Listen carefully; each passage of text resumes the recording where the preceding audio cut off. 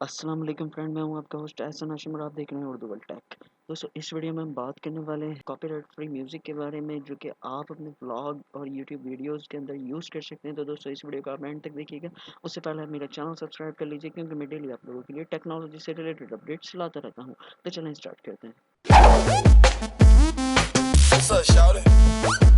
तो copyright free music के लिए आप सबसे पहले यूट्यूब पे आ जाएँ। यूट्यूब पे आने के बाद आप लिखें B2AK म्यूज़िक गैलरी।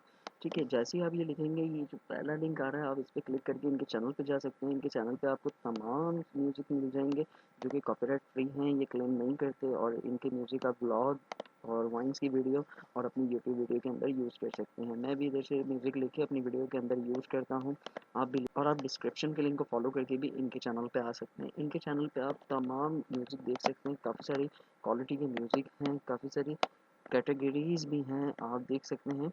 डिफरेंट किस्म के म्यूज़िक हैं। सिंपली आप यहाँ से म्यूज़िक लें और अपनी वीडियो के अंदर लगाएं, और इनका लिंक अगर आप देना चाहें तो आप इनका लिंक डिस्क्रिप्शन में दे सकते हैं, और ना भी दें तो इधर से आपको कॉपीराइट क्लेम नहीं आएगा।